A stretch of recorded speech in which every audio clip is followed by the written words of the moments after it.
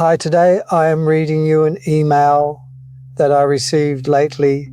The email is about the story of US Marines ignored the old veterans' warning about the dud bomb. The email says, "Get back, clear the area. This is a controlled environment, not a spectator sport for the custodial staff." First Lieutenant Miller screamed, pointing a gloved hand at an elderly man in a neon yellow safety vest who had ducked under the caution tape. The old man, Silas, shuffled forward, his eyes locked on the rusty mud-caked iron cylinder protruding from the excavation pit. He wasn't looking at the lieutenant, he was looking at the fuse. "She ain't dead, Lieutenant," Silas rasped, his voice sounding like gravel in a mixer. "That's a Mark 82 with a chemical delay tail. The acid vial is cracked. I can smell the acetone. You move that thing with the robot, and you'll vaporize this whole block." Miller laughed, a nervous high-pitched sound. He looked at his EOD tablet, which showed a green inert reading from the ground-penetrating radar. "You smell acetone? You're smelling your own paint thinner, old-timer. This is a practice round from the 80s. It's cold, it's a paperweight." Miller turned to his team. "Sergeant, rig the Talon robot. Let's drag this junk out of the hole so the contractors can get back to work." Silas took a step closer, raising a trembling hand.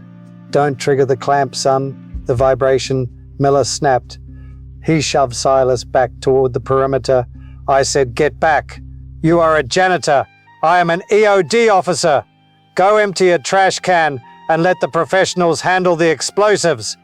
Miller turned his back on the old man and gave the thumbs up to the robot operator.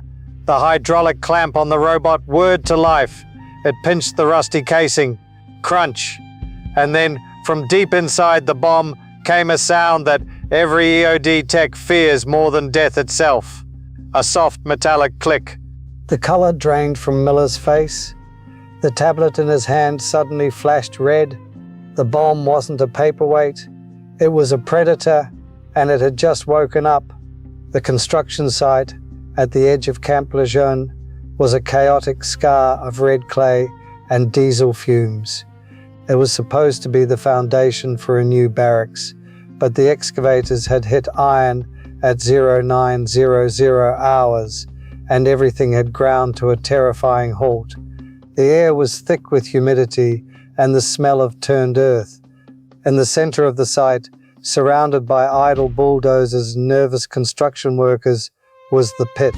Inside lay the object, a 500-pound aerial bomb crusted in 50 years of rust, looking like a malignant tumor the earth had tried to swallow. First Lieutenant Miller stood on the edge of the pit, like a king surveying his domain. He was 24, fresh out of naval school, explosive ordnance disposal, and he looked the part. His uniform was tailored, his boots were pristine, and he was covered in the latest tech ballistic glasses, a wrist-mounted command unit, and a tablet linked to the department's database. To Miller, bomb disposal was a science. It was math, it was X-rays, and chemical sniffers, and remote-controlled robots. He didn't believe in luck, he believed in procedure. And according to his procedure, the bomb in the hole was a training aid, a concrete-filled dummy dropped during a practice run decades ago. Standing on the other side of the yellow tape was Silas. Silas didn't look like a warrior. He looked like a piece of the landscape that had been forgotten. He was 78, wearing a stained base maintenance polo shirt and a neon vest that hung loosely on his gaunt frame. He held a trash picker in one hand and a black trash bag in the other. He had been picking up litter along the perimeter fence when the excavators stopped. He had walked over not out of curiosity, but out of instinct. The hair on the back of his neck had stood up before he even saw the metal. "Lieutenant," Silas said again, leaning against the caution tape, "I'm telling you, look at the tail assembly. That's not a standard fin. That's a MEM 904 mechanical impact nose fuse. But the tail, that's a chemical long delay. They used them to deny area. They sit for days, weeks, or years." Miller didn't even look up from his tablet. I have a spectral analysis right here, pop. The casing density indicates concrete fill. It's a dud, a lawn ornament. Miller turned to his staff sergeant, a burly man named Davis who looked uneasy. Hook up the Talon. We're going to remote pull it to the disposal area. Sir, Sergeant Davis murmured, looking at Silas. The old guy, he sounds specific. Maybe we should do a manual verify. Just a scratch test on the casing. We are not scratching it, Davis, Miller snapped. We are behind schedule. The Colonel wants this site cleared by 1200. If we treat every piece of scrap metal like a nuke, we'll never get anything done. That man is a janitor. His expertise is sweeping floors, not defusing ordnance. Miller walked over to the robot control station. He wanted to show off. He wanted to demonstrate the efficiency of the new core. He grabbed the joystick controller. Watch this, Miller grinned. Precision. Silas dropped his trash bag. The contents, empty soda cans and candy wrappers, spilled onto the dirt, but he didn't care. He ducked under the tape. He moved with a speed that shouldn't have been possible for his age. He wasn't trying to interfere. He was trying to save their lives. The acetone vial is glass, Silas shouted, his voice cracking. The spring is under tension. If you squeeze that casing with the robot, you'll crush the failsafe. It's rotten, Lieutenant. The metal is rotten. Miller signaled the MPs. Get him out of here. Now. 2 MPs grabbed Silas by the arms, dragging him back. Silas didn't fight them physically. He fought them with information. Check the color bands. Look for the yellow stripe under the rust. It's high explosive. It's not concrete. Miller ignored him. He pushed the joystick forward. The robot, a tracked machine with a heavy claw, rolled into the pit. It approached the bomb. Miller lined up the claw. Easy, Miller whispered to himself. Grab and go. The claw closed. Crunch. The rust crumbled. The claw didn't grab solid metal. It crushed through the corroded outer shell of the tail section. And then the sound, click hiss. It wasn't a loud sound. It was the sound of a firing pin, engaging a primer but hitting a delay element first. A tiny puff of white smoke leaked from the tail of the bomb. The world stopped. Miller froze. He looked at his tablet. The inert reading vanished, replaced by a flashing red warning. Seismic trigger detected. Oh God, Sergeant Davis whispered. It's cooking. The MPs let go of Silas. They backed away, terror in their eyes. The construction workers scrambled for the trucks. Miller stood there, the controller slipping from his sweaty hands. He was staring at a 500-pound death machine that was no longer sleeping. It was counting down, and he had no idea how much time was on the clock. It could be 10 minutes. It could be 10 seconds.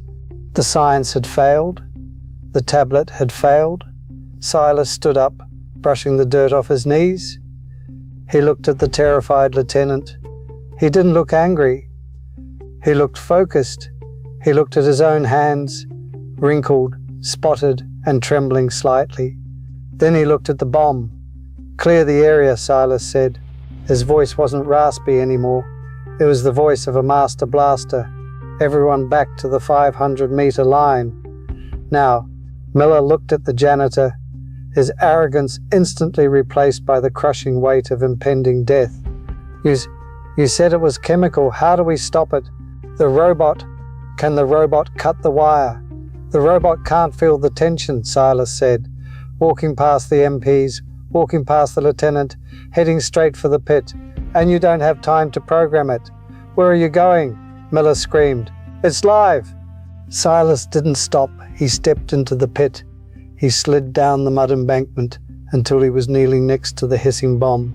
He reached into his pocket and pulled out, not a multi-tool, not a pair of wire cutters, but a stethoscope, an old analog doctor's stethoscope. He put the earpieces in.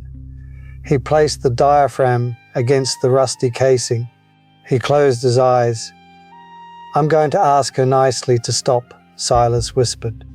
The silence in the excavation pit was absolute, a heavy, suffocating blanket that pressed down on the wet clay, and the terrified men, broken only by the ragged, hyperventilating gasps of Lieutenant Miller standing at the rim and the faint, sibilant hiss escaping the tail section of the Mark 82 bomb, which was the sound of death inhaling before the scream.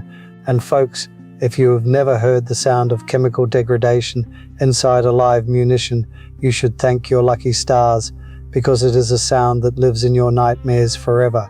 A sound like a snake sliding through dry leaves, whispering that your time is up. Silas knelt in the mud, the cold sludge soaking through his thin, issued work pants, his arthritic knees screaming in protest against the damp earth. But he didn't feel the pain. He didn't feel the stiffness that usually plagued him in the mornings, because his world had shrunk down to a 12-inch sphere of rusted iron and decaying chemistry, a singularity of focus that blocked out the sun, the bass, and the brass, watching from the safety of the perimeter. He reached into his cargo pocket, his hand moving with a slow, deliberate fluidity that contradicted his age, and pulled out a cheap plastic tube stethoscope, a relic he kept not for medical exams, but for diagnosing bad bearings in the base HVAC units and finding water leaks behind drywall. And he adjusted the earpieces, ignoring the dirt on them, before pressing the diaphragm against the cold, pitted steel of the fuse well. Scritch, scritch, tick. The sound was amplified in his ears, sounding like heavy boots, walking on gravel, a mechanical heartbeat that was skipping beats, struggling but still very much alive. It was the sound of the acid eating through the celluloid retention disc, the chemical timer that had been paused for 50 years, but was now awake and hungry. "Lieutenant," Silas said, his voice eerily calm, a flat monotone that cut through the panic like a razor, not bothering to look up from his patient. "Give me a time check on that robot grab." Miller, shaking so hard he almost dropped his tactical tablet into the mud, stammered, his voice an octave higher than usual. What? Why does that matter?" Silas didn't blink, didn't move, just kept listening to the internal erosion of the bomb. "How long ago did the claw crush the tail?" he repeated, his eyes closed, visualizing the internal springs and plunges. I don't know, maybe 90 seconds, 2 minutes." "2 minutes," Silas murmured, doing the math that no computer could do, because the computer didn't know the variable of rust. If this is a standard M123A1 chemical delay, and the vial cracked fully, we have maybe 4 minutes before the acid eats the wafer, maybe less if the heat has made the acid more reactive. The chemistry doesn't care about your rank, Lieutenant. 4 minutes, Miller shrieked, the reality of the situation finally piercing his veil of arrogance. "We need to evacuate. We need to run. Protocol dictates a minimum safe distance of—" "You run, Lieutenant," Silas interrupted, opening his eyes and fixing his gaze on the rusted access port on the side of the fuse, his eyes hard and flat, like polished stones. "If this goes, the overpressure will kill everyone in the traffic jam at the main gate. The fragmentation will shred the barracks. I can't outrun it, and neither can those kids in the chow hall. So you can run, or you can shut up and let me work." Listen to me closely, because this is the moment where the expert realizes he is a tourist. Miller looked at the bomb, looked at the robot's claw still clamped onto the tail, twisted and jammed, and realized that the science of the EOD tablet said this was impossible. The tablet assumed standard conditions. It didn't account for 50 years of groundwater corrosion, temperature shifts, and the simple hateful nature of old ordnance that wants to kill you just for spite. Silas reached into his pocket again, and he didn't pull out a laser cutter. He didn't pull out a disruptor cannon or any of the high-speed gear that cost the taxpayer millions. He pulled out a folding pocket knife, a simple, worn case knife with a bone handle that he used to cut apples, and the crushed aluminum soda can he had picked up with his trash grabber 5 minutes ago. "What are you doing?" Miller yelled, watching from the safety of the berm, his eyes bugging out. "You can't cut into a fuse with a pocket knife. That's suicide. That violates every safety regulation in the manual." "I'm not cutting the fuse," Silas grunted, his voice dropping into that deep register of a man who is busy. He popped the tab on the empty soda can, the crack hiss sounding absurdly loud in the quiet pit, and used his knife to slice the aluminum cylinder open, flattening the metal sheet against his thigh, wiping away the sticky residue of warm mountain dew with his thumb. "I'm making a shim." "A shim?" Miller looked at Sergeant Davis, the NCO, who was watching Silas with a mixture of horror and awe, realizing that he was witnessing something he would tell his grandkids about if he survived. "He's lost his mind. He's going to kill us all. Sergeant, order him to stop." "Shut up, Lieutenant," Sergeant Davis whispered, stepping closer to the edge of the pit, ignoring the officer, his eyes locked on the old man's hands. "Watch his hands. Look at the stability." He isn't guessing. And folks, you need to understand what you are seeing here. Silas's hands, which had been trembling violently earlier when he was holding the trash bag, shaking with the palsy of age and hard labor, were now rock steady. The tremor was gone, completely erased by the physiological phenomenon known to old shooters, surgeons, and snipers. When the focus narrows, when the stakes are life and death, the adrenaline smooths out the nerve impulses, turning a broken body into a precision instrument. Silas cut a thin, long strip of aluminum from the can, shaping the tip into a curved hook with delicate microscopic cuts. He turned back to the bomb. The hissing was getting louder. The acid was winning. "The firing pin is held back by a locking ball," Silas narrated, mostly to himself, but loud enough for the terrified Marines to hear, his voice becoming the only anchor in the storm. "The acid eats the disc. The plunger moves. The ball drops. The pin flies. Boom. Simple as that." He leaned in close, his face inches from the rusted iron, so close he could kiss the reaper. He could smell the acetone now, a sharp, chemical stench cutting through the smell of mud and rot.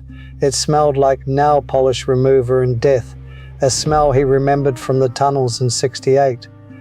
"I have to bypass the disc," Silas whispered, sweat dripping from his nose onto the bomb casing, sizzling slightly on the hot metal.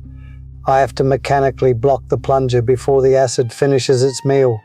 He located the inspection port, a tiny hole on the side of the fuse, clogged with 50 years of red clay and calcified dirt.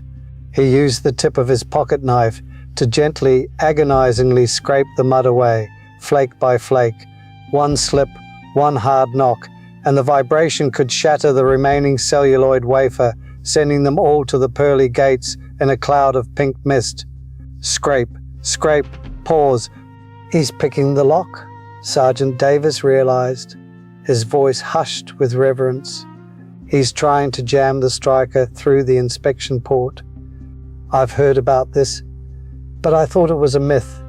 I thought it was a bar story." Miller was hyperventilating, clutching his chest.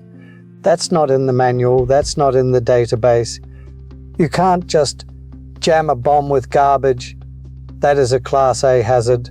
Silas ignored him, ignored the world, ignored the fact that he was a janitor who made minimum wage. The hole was clear. He could see the glint of the brass plunger inside.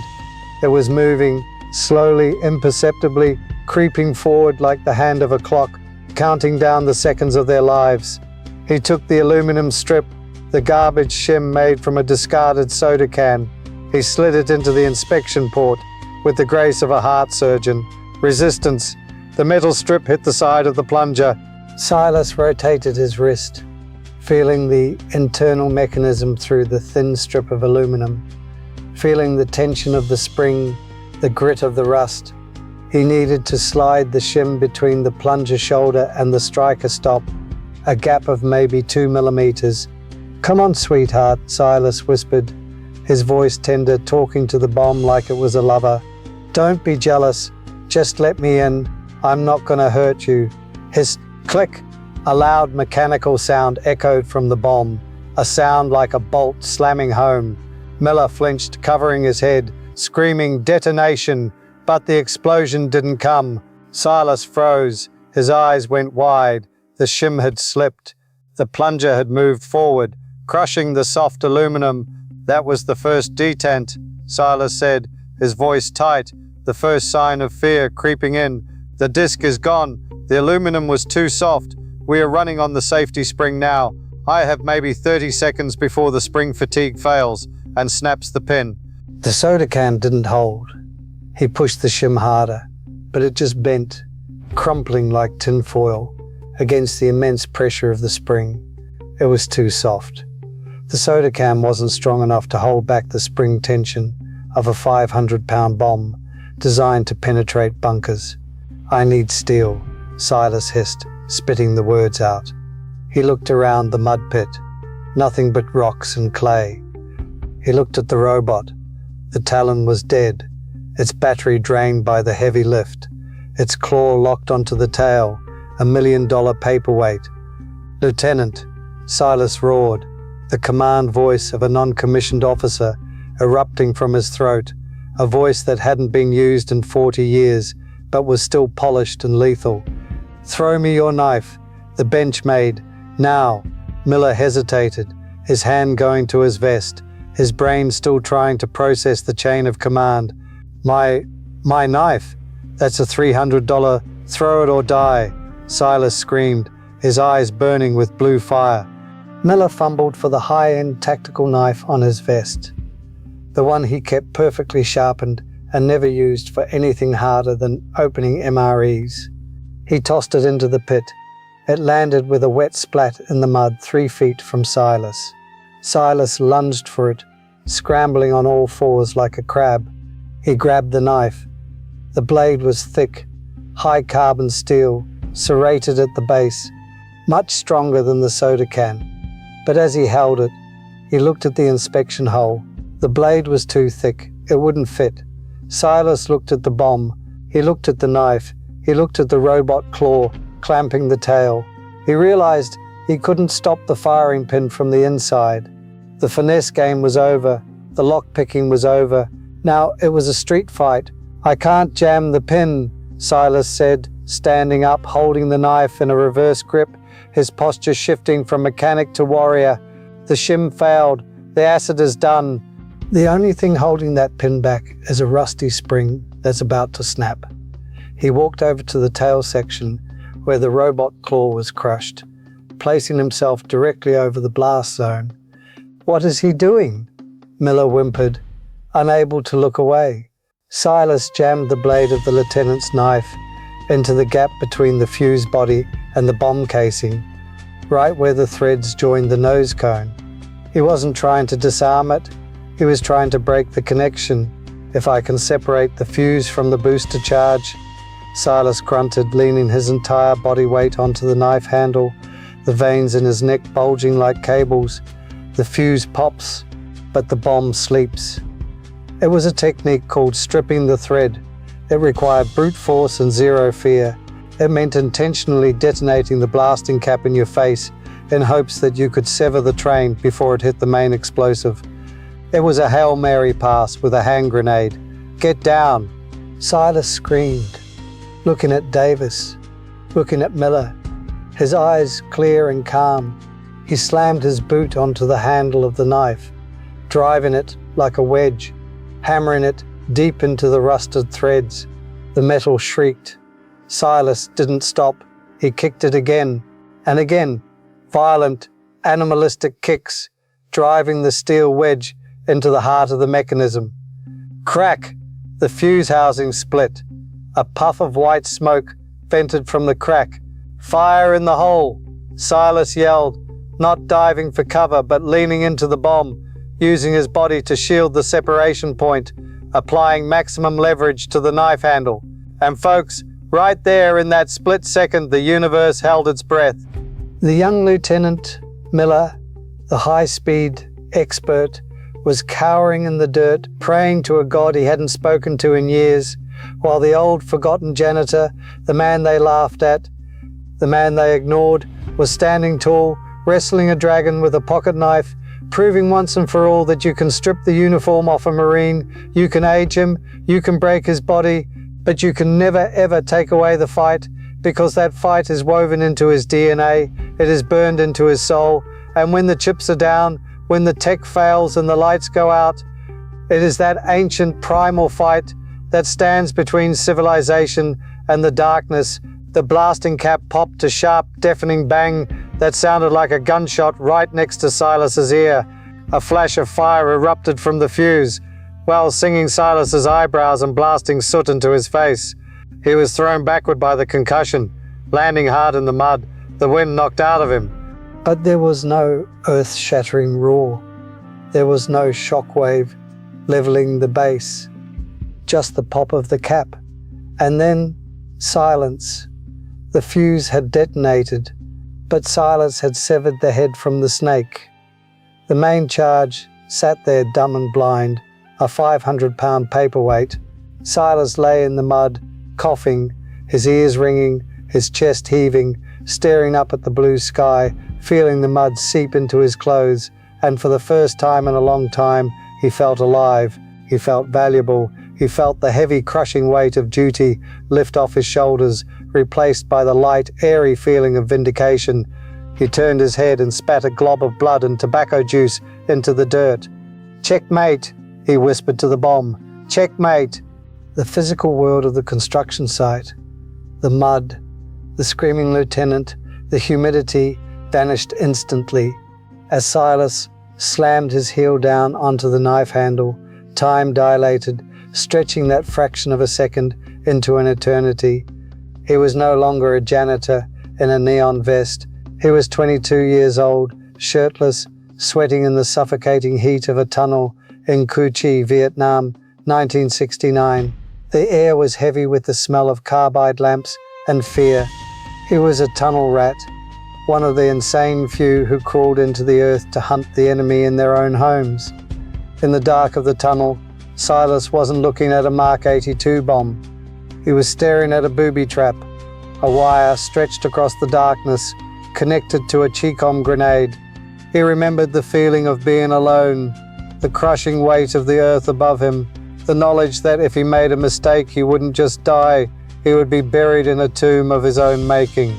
He remembered the shake. Back then, the shake wasn't Parkinson's or age. It was the vibration of the earth from the B-52 strikes above. It was the adrenaline coursing through his veins like battery acid. He remembered his sergeant, a man named Gunny Boom Boom Mancini, whispering in the dark, "The bomb doesn't hate you, Si. The bomb doesn't care. It's just a machine waiting for permission. Don't give it permission." Silas had spent 3 years dismantling death in the dark.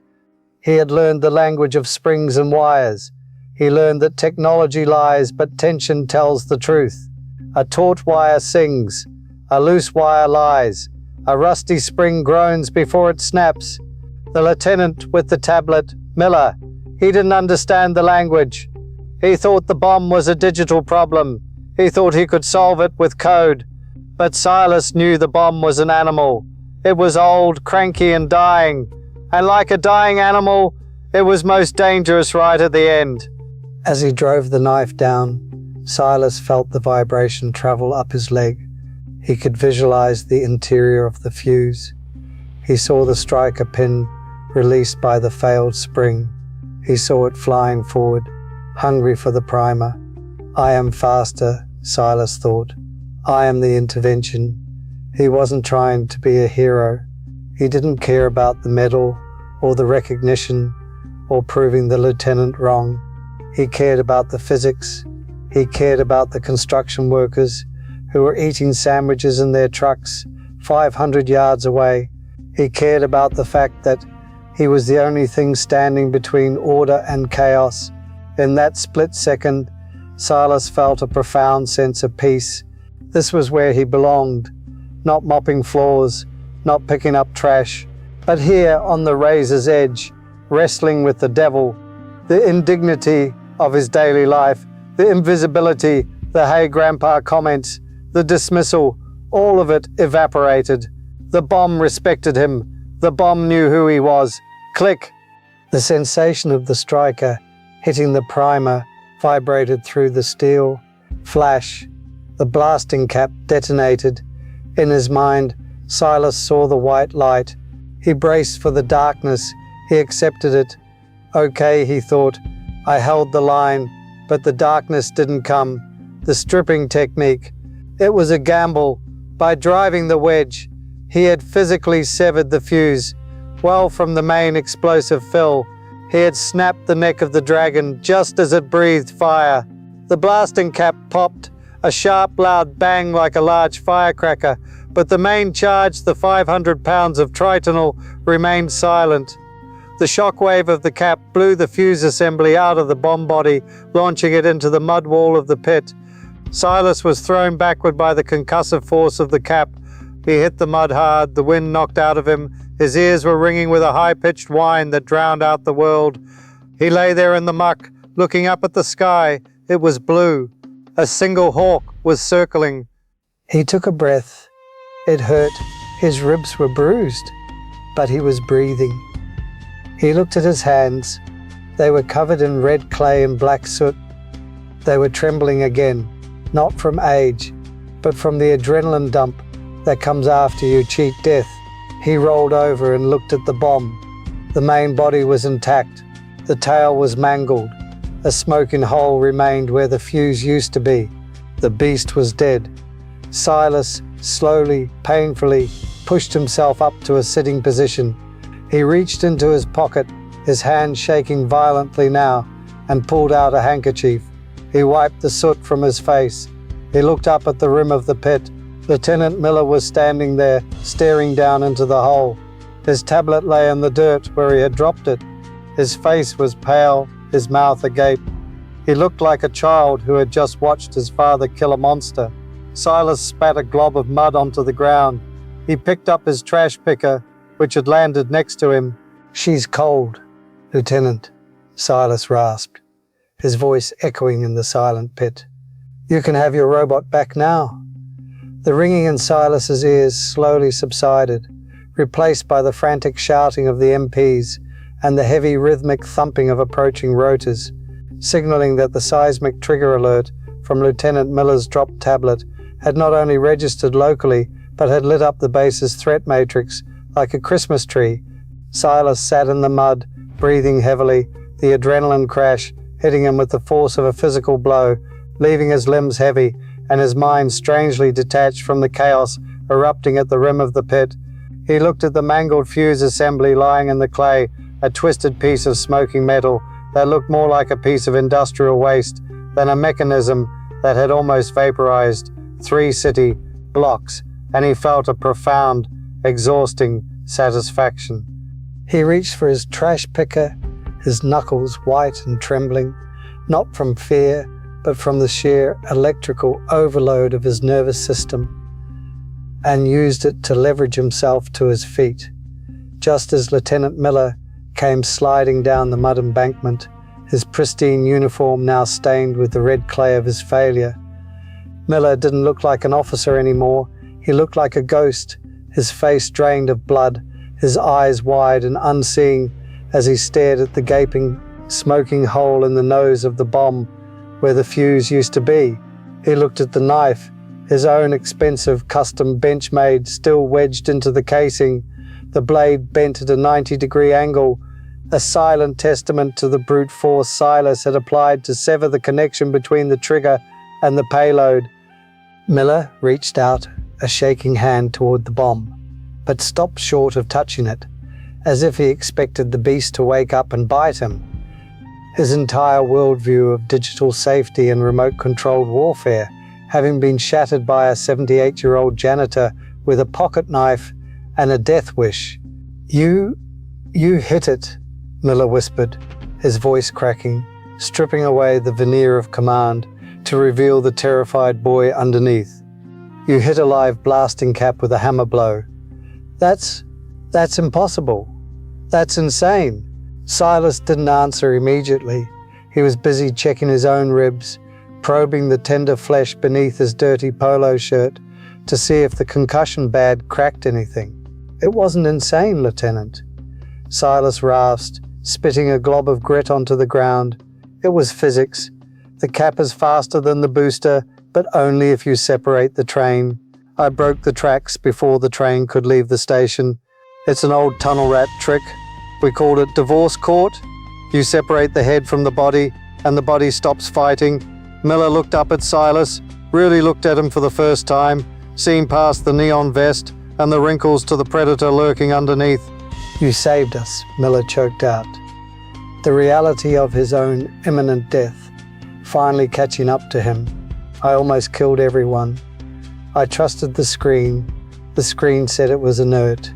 Silas picked up his trash bag, stuffing the ruined aluminum soda can, his failed shim into his pocket. The screen tells you what it should be, son. The rust tells you what it is. Never trust a map that doesn't match the ground.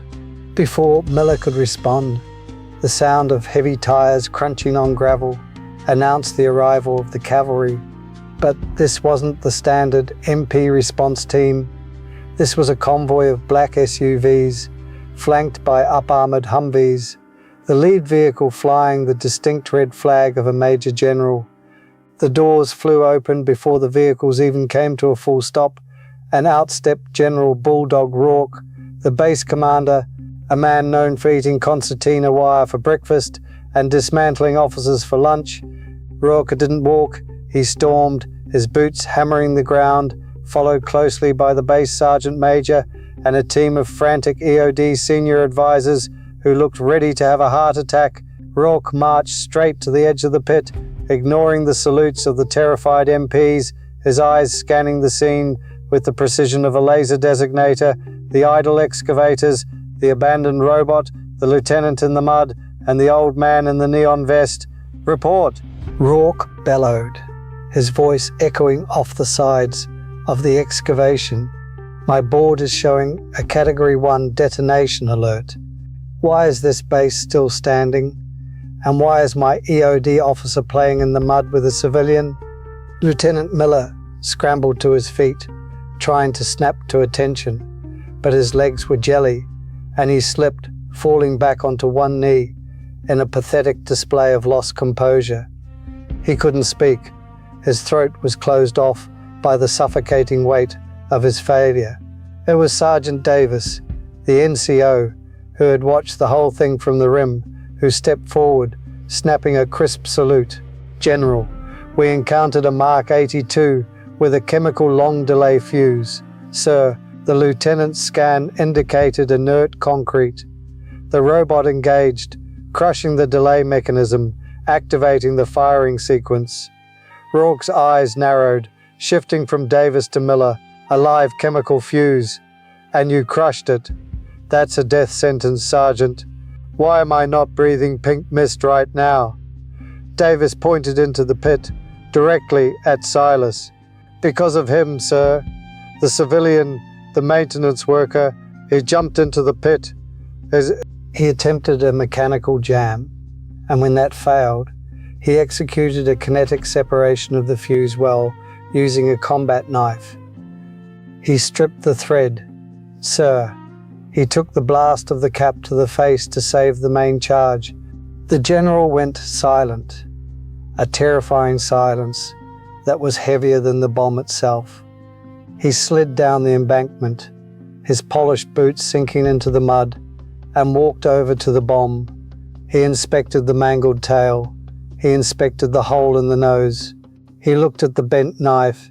He traced the trajectory of the blast that had thrown the fuse assembly into the wall. He knew exactly what he was looking at.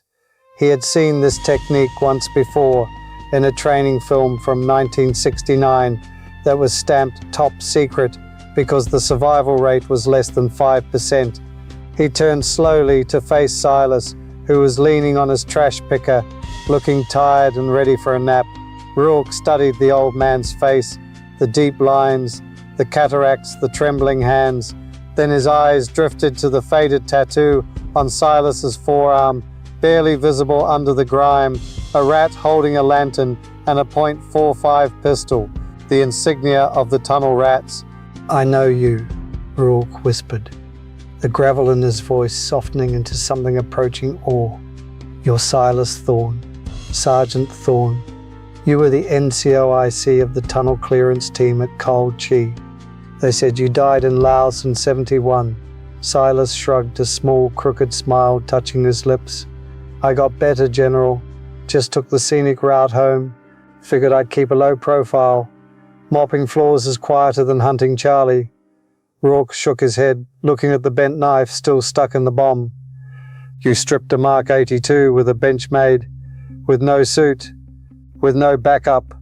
You realized that if you had missed by a millimeter, you'd have vaporized yourself. If I missed, General, it wouldn't have been my problem anymore. Silas chuckled, though the laugh turned into a wheezing cough. Besides, the lieutenant here was busy trusting his iPad. Someone had to mind the store. Rourke turned on Miller with the speed of a striking cobra. Lieutenant Miller, front and center. Miller managed to stand up this time, shaking violently, covered in mud. Sir, you ignored the visual indicators, Rourke asked, his voice low and dangerous.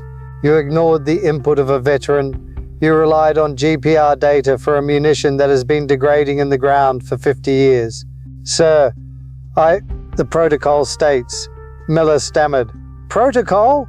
Rourke roared, pointing at the bomb. Protocol is a guideline for men who don't know the ground. Experience is the law. You almost wiped out a construction crew because you were too arrogant to listen to a man holding a trash bag. You are relieved, Lieutenant. Surrender your badge. Get out of my pit. You are done. Miller slumped, the finality of the order crushing him. He unvelcroed his EOD badge from his vest, his hand shaking, and handed it to the general. He began the long, shameful walk up the embankment, past his squad, past the MPs, a man who had been broken down to his component parts. Rourke turned back to Silas. He didn't offer a handshake. His hands were clean, and Silas's were filthy. Instead, the general snapped his heels together, standing rigidly at attention in the sucking mud. He slowly raised a hand in a salute. It wasn't a perfunctory gesture. It was a salute rendered from one warrior to a superior. Sergeant Thorne, Rourke said, we build statues for men like you, but you're seemingly content to pick up our trash. Why? Silas returned the salute, his hand trembling but his posture straight. Because the trash needs picking up, General, and sometimes the trash explodes. I just like to keep the place tidy. Rourke smiled, a rare expression that transformed his rugged face. Well, you're done picking up trash today, Silas. I'm taking you to the O Club. I'm buying you a steak. And then I'm going to have the base armorer fix this knife, and you're going to keep it. Silas looked at the bent, ruined knife. It's a good piece of steel, General. But I think I'll stick to my trash picker. It has better reach. As they walked out of the pit, the construction workers and MPs broke into spontaneous applause. It wasn't polite clapping. It was the visceral, relieved cheering of men who knew they had just been given a second life. Silas didn't wave. He just adjusted his neon vest, picked up his trash bag, and limped toward the general's SUV. He stopped for a moment, looking back at the bomb, then at the young Lieutenant Miller sitting alone on the tailgate of a truck, head in his hands. Silas turned to Rourke. General, go easy on the kid. He knows the weight now. Breaking him won't fix him. Let him learn. Rourke looked at Silas, then at Miller. We'll see, Silas. We'll see. The convoy rolled out, leaving the bomb behind, a silent monument to the day the old Corps had to step in and save the new Corps from itself. And in the silence of the construction site, the ghost of the tunnel rat finally stopped trembling, having proven once and for all that while that technology screams, experience whispers, and the whisper is always right. The Paradise Point Officers Club at Camp Lejeune is a sanctuary of polished mahogany, crisp white tablecloths, and air conditioning that hums at a respectful whisper. It is a place where majors and colonels discuss strategy over iced tea and Cobb salads, their uniforms pressed to razor-sharp creases. It is not a place for mud. It is certainly not a place for 78-year-old janitors wearing neon vests stained with the guts of a 500-pound bomb. But at 1300 hours, the double doors of the main dining room swung open with a violence that rattled the silverware, and General Bulldog Rourke strode in. The room went silent instantly. Forks froze halfway to mouths. But the silence wasn't for the general. They saw him every day. The silence was for the man walking next to him. Silas Thorne looked like he had been dredged from a swamp. His maintenance polo was caked in red clay. His face was smeared with soot from the blasting cap. He smelled of sweat, acetone, and ancient explosives. He was still carrying his trash picker, gripping it like a staff of office. A young captain, the maitre d', rushed forward, his eyes widening in horror. "General Rourke, sir, we have a dress code. This gentleman, he can't come in here. He's tracking mud on the carpet." Rourke stopped. He looked at the captain. Then he looked at the mud on Silas's boots. Then he looked back at the captain. "Captain," Rourke rumbled, his voice carrying to the back of the room. "This mud is the only reason you still have a club to work in. This man just manually stripped a live Mark 82 bomb while your lieutenant was wetting his pants. If he wants to track mud, he can track mud. If he wants to eat on the table, he eats on the table. Do we have a problem?" The captain turned pale. "No, sir. No problem, sir. Right this way." They were led to the center table, the power table, usually reserved for visiting dignitaries. Silas limped through the room, ignoring the stairs. He sat down heavily in the plush chair, placing his trash picker on the floor next to him. He looked out of place. A rough stone and a box of diamonds. "Steak," Rourke ordered without looking at the menu. "Ribeye. Rare. 2 of them. And bring a bottle of the Blue Label." "Leave the bottle." As they waited, the tension in the room shifted. The whispers started. The story of the bomb pit had already leaked via text messages and radios. The officers in the room, men who respected courage above all else, started to realize who the old man was. Silas looked at his hands. They were scrubbed as clean as he could get them in the latrine, but the grease was deep in the pores. "General," Silas said quietly, "you didn't have to do this. A burger at the PX would have been fine." "Silas," Rourke said, leaning forward, "we have a problem in this corps. We forget where we came from. We get so obsessed with the new gear, the new sensors, the new doctrine, that we forget the men who wrote the book in blood." Rourke poured 2 glasses of scotch. He slid one over to Silas. "Today you reminded every officer on this base that technology is a tool, not a crutch. You saved my men. You saved my base." Rourke stood up. He picked up his glass. The entire room, sensing the moment, stood up with him. Chairs scraped back. Colonels, majors, captains, they all rose. "Gentlemen, ladies," Rourke announced. "A toast to Sergeant Silas Thorne, tunnel rat, bomb disposal, and the finest janitor in the United States Marine Corps. To Silas!" The room roared. Silas didn't stand up. He couldn't. His legs were done. He just raised his glass, his hand trembling slightly, the shake of a survivor. He took a sip. It burned hot and clean. He looked over the rim of the glass, at the sea of uniforms. He saw respect. He saw awe. For the first time in 40 years, he didn't feel invisible. "Semper Fi," Silas whispered. "Listen to me closely, because what you just witnessed in that basement wasn't just a mechanic teaching an officer how to strip a wire. It was the salvation of the United States military spirit happening in real time between a man who has seen too much and a boy who thought he knew it all. And if you think this story was just about a bomb or a badge or a maintenance request, you are missing the target by a country mile. We live in a world that is obsessed with the new, the shiny, the high-speed, low-drag gear that promises to do the thinking for us, a world where we have traded our gut instincts for algorithms and our calluses for touchscreens, and right there in that subterranean boiler room, we saw the collision of two universes that usually never touch, the universe of the old breed, represented by Silas, a man whose body is broken but whose mind is a fortress of analog wisdom, and the universe of the new core, represented by Miller, a young buck with a college degree and a tablet who nearly got himself and half the base turned into pink mist because he trusted a sensor reading over the smell of acetone in the dirt. You need to understand that Silas didn't just fix a boiler or a bomb. He fixed a broken man. And that is the hardest repair job in the entire inventory of human existence. Because you can't order spare parts for a human soul from a logistics catalog. And you can't patch a hole in a man's confidence with 100-mile-an-hour tape. Look at the transition we just watched. Miller walked into that basement, destroyed, stripped of his rank, stripped of his ego, carrying the shame of a blue falcon who almost killed his own team.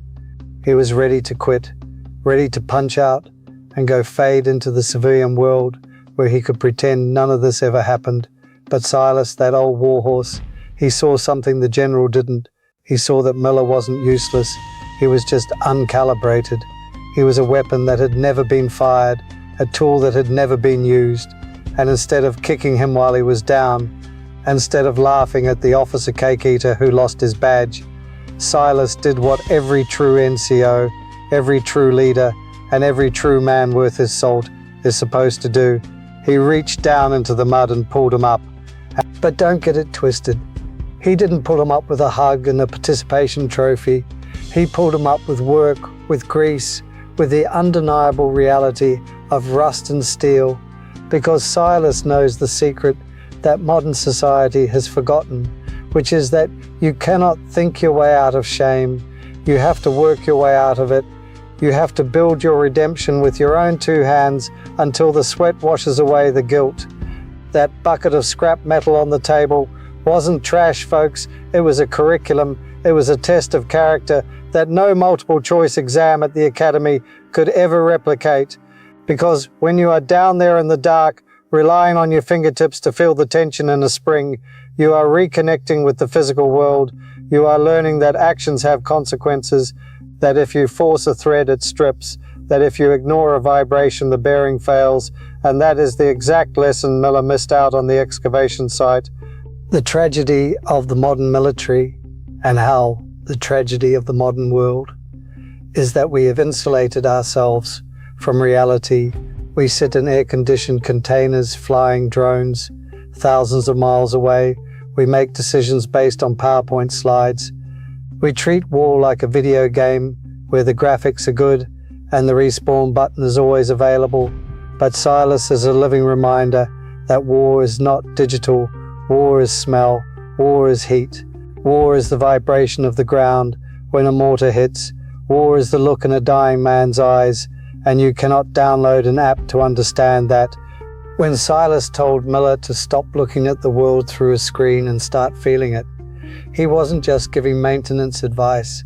He was giving life advice that every single one of us needs to hear right now.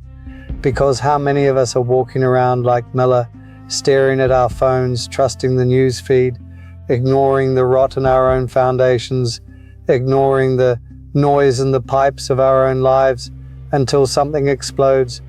We have forgotten how to listen. We have forgotten how to observe. We have forgotten that wisdom doesn't come from Google. It comes from scars. It comes from making mistakes and surviving them. It comes from standing a post in the rain when nobody is watching. And that is why Silas is the hero of this story. Not because he disarmed the bomb, though that was high speed as hell, but because he disarmed the arrogance of a generation. He took a young officer who was full bar, and he re-indexed him. He gave him a new azimuth. He showed him that being a leader isn't about the shiny bars on your collar or the badge on your chest. It's about knowing your equipment, knowing your men, and knowing yourself better than you know the regulations. That knife scene is critical. I want you to focus on that knife. Remember how Miller brought it back bent and ugly, thinking it was ruined. That is the most powerful metaphor I have seen in a long time, because that knife is every veteran watching this video. That knife is every man who has come back from the sandbox or the jungle or the rice paddies with a piece of himself missing. Society looks at us and says, "You're damaged goods, you're bent, you don't fit in the sheath anymore." But Silas looked at that knife and said, "It woke up," he said, "it has a story now." And that is the message you need to take to heart. Your trauma, your pain, your failures, they don't make you garbage. They make you sharp. They make you dangerous in the best possible way, because a blade that has been through the fire holds an edge that a factory new toy can never understand. Miller thought he was delivering a piece of scrap metal, but he was actually delivering his own resume, and Silas accepted it. Think about the invisible veterans in your own life, the janitors, the bus drivers, the guys stocking shelves at the hardware store who move a little slow, the old-timers sitting at the end of the bar, nursing a beer. You walk past them every day. You might even get annoyed when they take too long to count out their change, but you have no idea what they carry. You have no idea that the old man sweeping the floor might be the only reason you're speaking English today, or that the guy fixing your HVAC system might have disarmed more ordnance than an entire EOD battalion. We are surrounded by giants who have disguised themselves as ordinary men, and we disrespect them at our own peril, because when the balloon goes up, when the grid goes down, when the satellites fail, and the fancy tech turns into expensive paperweights, who are you going to turn to? You're going to turn to the Silases of the world. You're going to turn to the men who know how to navigate by the stars, who know how to fix an engine with a belt buckle, who know how to endure suffering without posting about it on social media. This story is a warning shot across the bow of our culture. It is telling us that we are becoming too soft, too disconnected, too arrogant, and that we are discarding our elders just when we need them the most. We treat the old core like relics, like dinosaurs that don't understand the modern battlefield. But let me tell you something, the nature of war never changes. The tools change, the uniforms change, the acronyms change, but the beast is the same. The beast is chaos, the beast is fear, and the only thing that kills the beast is the disciplined human spirit, which is something you cannot mass produce. Miller, in that basement, is the hope for the future. He represents the possibility that the new generation can still learn, that they can humble themselves, that they can roll up their sleeves and get their hands dirty. But it only happened because he hit rock bottom. And folks, we shouldn't have to wait for a catastrophe to start listening to our veterans. We shouldn't have to wait for a bomb to almost go off to respect the wisdom of the old guard. You need to be the bridge right now, today. You need to find the Silas in your life, and you need to shut your mouth and open your ears. You need to ask them about their service, not for the cool war stories, but for the lessons on survival, on leadership, on what it means to be a man when the lights go out. And for the veterans watching this, for the old dogs who feel like the world has moved on without them, who feel like their skills are obsolete, listen to me. You are not done. You are not inert. You are just like that knife. You are tempered, and your mission isn't over. Your mission has just changed. Your mission now is to find a Miller, find some young knucklehead who thinks he knows it all, and teach him what real strength looks like. Don't let them dismiss you. Don't let them push you into the corner, because you carry the fire. You carry the institutional knowledge that keeps this whole ship afloat. We are losing the greatest generation and the Vietnam generation at a rapid rate, and when they are gone, that library is burned to the ground. So it is on us, the middle guard, the guys who straddle the line, to capture that lightning in a bottle before it fades. Silas fixing the valve, while Miller watched, is the most important image of this entire saga, because it represents the transfer of the watch, the passing of the torch from the calloused hand to the soft hand, ensuring that the soft hand becomes calloused before it's too late. I want you to walk away from this story with a fire in your belly. I want you to look at your own life and ask yourself, am I a Miller or am I a Silas? And if you are a Miller, if you are arrogant and dependent on tech, wake up, put down the phone, and go get your hands dirty. Go fix something, go build something, go learn a skill that doesn't require Wi-Fi. And if you are a Silas, if you are tired and feeling forgotten, stand up, square your shoulders, put your cover on straight, because we need you. We need your grit. We need your grumpy, coffee-drinking, non-nonsense attitude, because that is the ballast that keeps the ship upright in the storm. This is Military Stories signing off, but the mission continues.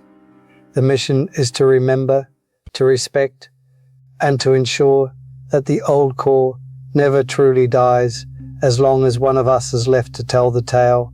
So check your six, keep your powder dry, and never forget that the sharpest blade is the one that has been through the fire. Semper Fi. Listen to me closely. We live in a world that is addicted to green lights. We want the screen to tell us we are safe. We want the sensor to tell us the path is clear. We want the algorithm to make the decision so we don't have to take the blame. Lieutenant Miller wasn't a bad kid. He was just a product of a system that taught him to trust the data more than the dirt. He looked at a 500-pound bomb and saw a spreadsheet entry. Silas looked at the same bomb and saw a predator. That is the difference between knowledge and wisdom. Knowledge is knowing the bomb is supposed to be inert. Wisdom is knowing that rust doesn't follow the rules. We have millions of veterans walking among us right now. Some of them are CEOs, sure, but a lot of them are janitors, mechanics, truck drivers, and greeters at Walmart. You see them limping, you see their hands shaking, you see them struggling to hear in a crowded room, and it is so easy to dismiss them. It is so easy to say, move over, Grandpa, let the professionals handle this. But you need to remember something. The reason those hands are shaking is because they held the weight of the world when you were still in diapers. Silas Thorne didn't strip that fuse because he wanted a medal. He didn't do it to humiliate the lieutenant. He did it because he knew the cost of being wrong. He did it because the old breed understands that when the technology fails, and it always fails eventually, the only thing left is the human spirit. So the next time you see an old man in a neon vest picking up trash, or a guy with a limp fixing your sink, don't look through him. Look at him. That tremor might be Parkinson's, or it might be the aftershock of a battle you can't even imagine. Respect the rust, because under the rust is steel that has been tempered in fire. If this story hit home, if you felt the tension in that pit and the relief in that basement, do me a solid, hit that like button for the tunnel rats, subscribe to the channel so we can keep digging up these stories. And in the comments, I want you to write, cut the wire. Let's fill the comments section with respect for the men who run toward the ticking sound. Until next time, Semper Fi, keep your powder dry.